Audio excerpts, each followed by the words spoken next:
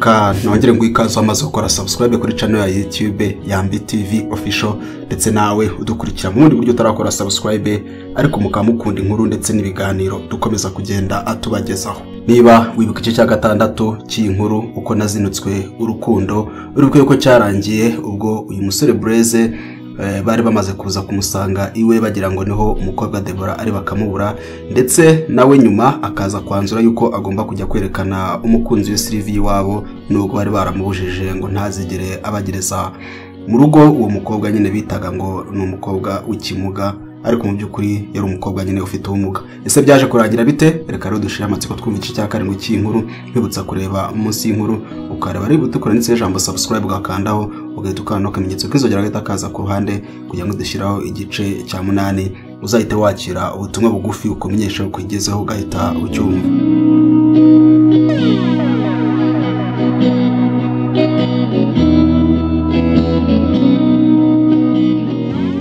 Nitwa Muhire Blaise wazubariye mu rukundo nka ruzinuka ubutazarusubira, gushimishanya, kurakarirana, kwizihirwa, gucana inyuma, urukumbuzi ibigeragezo, gutungurana, kwivumbura, icyizere, kwitiranya ibintu ni bimwe mu bigize ubuzima bw'urukundo. Ubushize nababwiye ko nubwo mukuru wanjye Semana yari yaranyihanangije kudasunutsa ubuzuru ngo nzanye umukobwa ufite ubumuga we yise Kimuga ngo muzanye mu muryango wacu, na papa umbyara akaritsira ngo nta mukazana babazanira umuvumo bakeneye. Njye nafunze umwuka nihagazeho nk'imbwa ry'uruhu, numvaga nta wampagarika gukora icyo nshaka. Urukundo rwari ikibatsi muri jye. Nibukaga ijambo data bukwe yari yarambwiye ngo sinzitesha icyubahiro bampaye nk'umukwe wabo. Nari niteguye urugamba, nari niteguye kubura byose na bose ngo nihebere rumwe rukumbi mutuye Imana Sylvie. Ntavuga ibyo kagira ngo nari ndi igisare ndisare goma.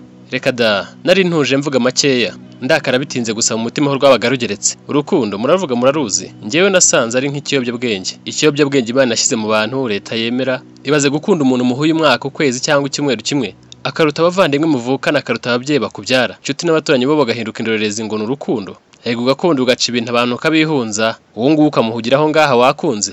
Ugahenda sinakubwira ugashya mu cyotore. Urukundo rwaba nk'amasaka asarurwa nafata umuhini nkaruhura, rwaba nk'itungo nafata inkota nkarusogota. Nararukunze nararubonye nararuzinutswe rwo gatsindwa.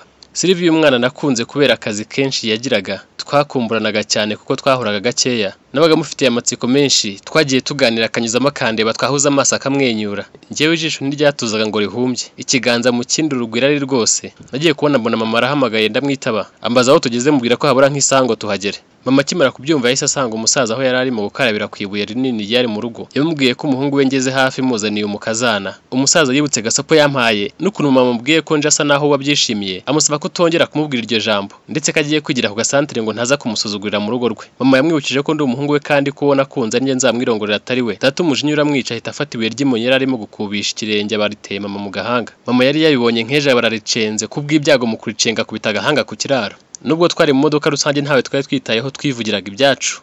Sheri yambazaga ibibazo by'amatsiko atese ni gute nditwara imbere ya data bukwe, mabukwe wenda muramutsa nte? Ku mutima ntahubwo urabahungira he, ariko nanone ku mutima ntiho muri cyagutera nakwitambika. Namusubije ko nta kidasanzwe ko kubaha byo bisanganywe naho ibindi byo biraza kwikora. Yakunze iryo jambo umutima we wuzura ibineza neza kindi ntambwe tugiye kwitera. Twageze iwacu imodoka irahagarara tuvamo tugenda urugendo rw'iminota 10 n'amaguru.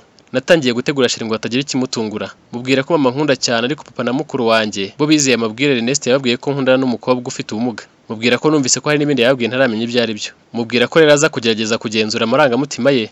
Gusa muhumuriza mubwira ko biri bugende neza ndetse bamwishimira cyane kandi ko naho batamushima njye uwo yihebeye ntazabura kumushima no kumuha ibyo yaburiye ahandi. Twageze ku irembo turasuhuza mama arikiriza. Barumuna banjye ntibari bahari bari ku ishuri aho biga babayo. Nahise mbona papa asohotse arakaye afite umuhoro mu ntoki. Twese twaramwitegereje nawe yitegereza Sheri wanjye mubaza impamvu ameze nk'urakaye. Ahita ashyira umuhoro hasi araza araduhobera. Atubwira ko yasanga ibyo bamubwiye ari byo abadutemye twese. Mubaza ibyo bababwiye byatumye ndakarira cyane. Mama tubwira ko wazanye inkuru yavugaga ko wakundanye n'ikimuga kitavuga nticyumve kandi ko wagiteye induba ari imvutsi. Ahita ambaza niba twarayikuyemo kuko yarebaga ntayibone. Ubwo twinjiye mu nzu tugenda tuganira njye na Sheri turarebana turumirwa. Sinabasubije niba twarayivanyemo cyangwa se tutarayivanyemo, ahubwo nabaje icyatumye bizera ibyo bihuha batabanje kunyibariza kandi ubusanzwe ntacyo bampishaga. Bambwira ko wayikuranye yabwiye mukuru wanjye Semana akamurika n'amafoto y'uyu mukobwa muhagararanye kwa muganga ari mu kagara atwite. Ubwo rero twese tubona ko nta birori muzatwereka uyu munsi muramuje kwirega.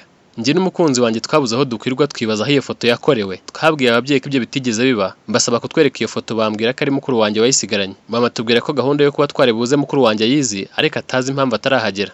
Papa n'ubundi atishimye neza yambajije impamvu nakunze Kimuga, mbanza kumubuza gukoresha iyo mvugo ikomeretsa. Ubwo Sylvie yari yabuze aho akwirwa.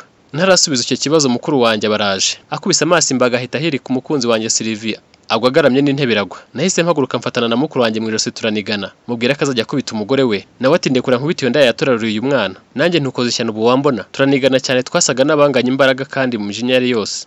Twese tuzana urufuzi dukanura amaso ntawe ubasha kuvuga. Ubwo mama nawe yahise yihutira kwegura umukazana we anamwihanganisha kubibaye. Papa yahagurutse bwanga dusaba kurekurana. Twararekuranye ariko imijinya yari yose turebana y'ingwe. Mukuru wanjye ahita yikubura aragenda nanjye negera sheri wanjye mubaze niba ntacyo abaye. Mbona uretse ubwoba nta kindi kibazo afite. Nahise mbwira ababyeyi ko ibyo tubonye bihagije badusezeraho tugataha. Mama aranyiginga ngo mbanze ndeke mvuga icyo nari nateguye kubabwira. Nababwiye ko basuzuguye sheri wanjye bihagije ku buryo ntacyo nababwira. Mama nyibutsa ko nubwo nta mahoro mpaboneye ariko ari mu rugo iwacu nkwiye kubyakira. Ambwira ko nimba umubyeyi nzasobanukirwa agaciro k'umwana wanjye. Ansaba gutuza umutima kuko wari ushoje intambara agiye. Ati kandi nawe siwe buriya yabitewe n'urukundo agukunda nubwo yabikabirije. Yongeraho ko buri impamvu yikubise akagenda ari so nagize zuko ibyo yabonye mu ifoto bitandukanye n'ibyo abonye imbona nkubone. Gusa avuga ko mukuru wanjye yarengereye bazamwicaza mu muryango bakamuhana. Mama yabajije umukazana we ko akurikije ibyo abonye yumva cyifuza gushaka muri uwo muryango. Sheri ntiyahita asubiza ndamwegera amufata ku rutugu musaba kuvuga ikimuri ku mutima. Yavuze ijambo rimwe gusa ngo nta kibazo. Nabonaga afite ibintu byinshi ku mutima ariko ntiyashakaga kuvuga pe. Nababwiye ko niba barakara ari njye barakarira ko niba ari ugukubita ari njye bagakubise ko sheri wanjye nta ruhare yagize mu kunkunda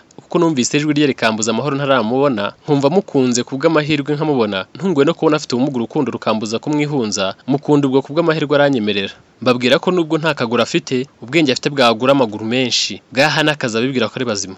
Babwira ko ari ubuzima bwanjye ariwe nihebeye Imana yanyihereye. Babwira ko natinze kumubazanira kubera amatiku ariko gahunda yo kubana tuyigeze kure kuko niba batwavuye bakabyishimira atari nkatwe tumutunguye.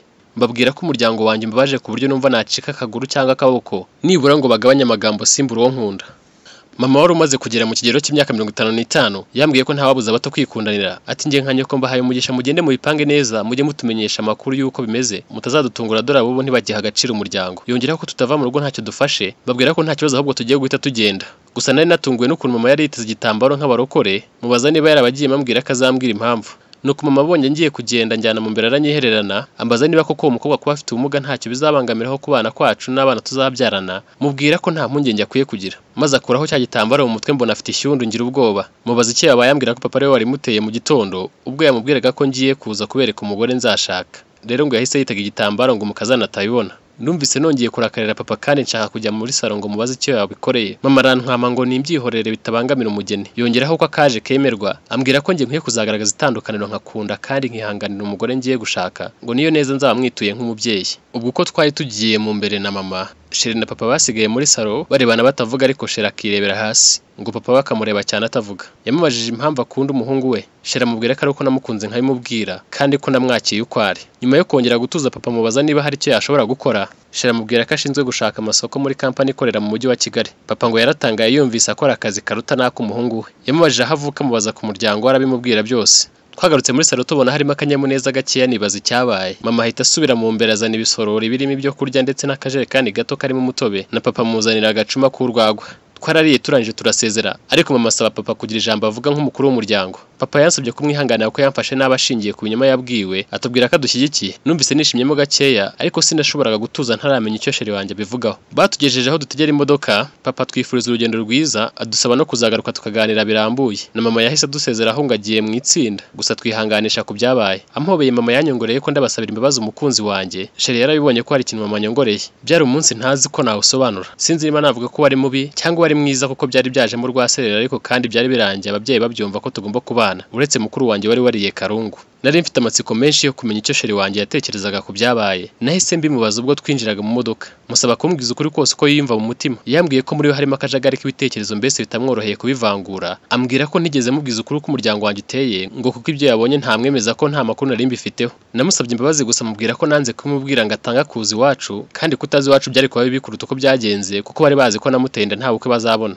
Sheri Sylvia yanyeruriye ko yageze aho yicuza impamvu twakundanye ndetse yanzura mu mutima ko nitutava amahoro ibyacu birarangiriraho. Mubaza noneho umwanzuro afite mu mutima ambwira ko nubwo atazi urugamba dusigaje kurwana aho tugeze gusubira inyuma bidashoboka ko tugomba kubana tutitaye ku badashaka umubano wacu. numvise nshimiye Imana mu mutima namubwiye ko nubwo bimeze bityo dukwiye kwishima ko nibura turi kumwe dukundana kandi ko dukwiye kwirinda ko hari umwe muri twababaza undi kuko aricyo kigeragezo cyaba gikomeye kurusha. Andahira ko no mu nzozi atarota mbabaza ko ndi umugabo umurwanira ishyaka kakunda uburyo namuramaje kumukunda kandi kabona hari byinshi byakabaye byaratumye mureka nkakunda abandi ariko nabyimye agaciro nkamunambaho ngo icyo ni ikintu gikomeye kitatuma atekereza kundeka cyangwa kuntendeka. Kubera umunezero twari dufite tumeze nk'ingabo zitabarutse zitsinze urugamba ntitwamenye uko twageze Kabuga. Yavuye mansezeye numva binaniye kumureba agenda nanjye ngo ntahe. Nahise nsohoka mu modoka nayo ihita ikomeza. Sheri yatunguye no kubona mugeze iruhande. Yari ikanze agira ngo n'urukundo rwamusajije bituma yitiranya amasura ariko mubwira ko ari njye byananiye kumusiga ngo agende ndeba. Ambwira ko nta gihe dusigaranye tukibanira kuko twari turi hafi y'aho ataha rero namuherekeje mugeza ku irembo. Bwari bwije nanjye nahise mfata moto ntaha ku murindi.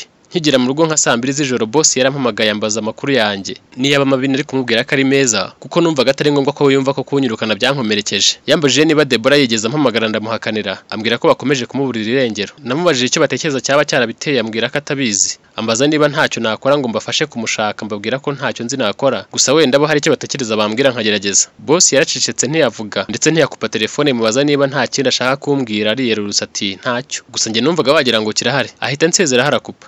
Aho Deborah yaba yagiye haranshanga nta n'iminota 5 irashira mbona nimero ntazi irampamagaye. Nifuzaga ko yakabaye ari Deborah kuko nanjye nari ntangiye kumukumbura no kumugirira impuhwe cyane. Rega naranamukundaga ariko tutakundana kuko yari yarakererewe. Numvise ijwi rimeze nk'iryo ryahindutseho gato mpita muhamagara mu izina. Yahise ambwira ko ari nyina atari Deborah ambaza amakuru yanjye mubwira ko ari meza. Ambaza ukuntu ari meza kandi umukobwa nkunda yarabuze mbura icyo musubiza. Ambaza niba nta ruhare mfite mu kubura kwe ansaba kumubwira ibyo twaherukaga kuganira. Ntekereje ko ari igihe namufataga mu ijosi nkamusohora tumva atabona numva byancisha umutwe n'igihe umuha mubeshya ibindi byiza. Ambaza impamvu rero ntahangayitse mubwira ko Deborah adashobora gukora ikintu kibi cyo kwiyahura atabanje kumbwira ko kankunda cyane bityo rero wenda yahaye akaruhuko kuko se atamwumva na gake. Yahise ambwira ko kuwa mbere ngomba kugaruka mu kazi ngo kuko aricyo cyifuzo Deborah yasize atanze. Narishimye. Nabyukiye mu kazi kuwa mbere nishimye ariko nibaza ko Deborah ashobora kuba yariyahuye pe. Mu makuru ya saa sita kuri radio babitse umurambo w'umukobwa basanze yiyahuye kuri Muhazi. Bavuga ko nubwo amazina yataramenyekana bikekwa ko yakomokaga i Kigali. Igikuba cyaracitse muri company numvaga nisha umuntu na boss nawe yumvaga yihekuye. Reka nkugurisha cya karindwi cy'inkuru uko nazinutswe urukundo araha kirangiriye. Niba hari amatsiko usigaranye uko byaje kugenda icyo usabwa gusa ni ukureba munsi y'inkuru ukareba ari gutukura ndetse ijambo subscribe ugakandaho ugahita ukanda no kamenyetso k'inzogera gahita kaza ku ruhande kugira ngo dushyiraho igice cya 8 uzahite wakira ubutumwa bugufi bukumenyesha yuko kigezeho ugahita ucyumva.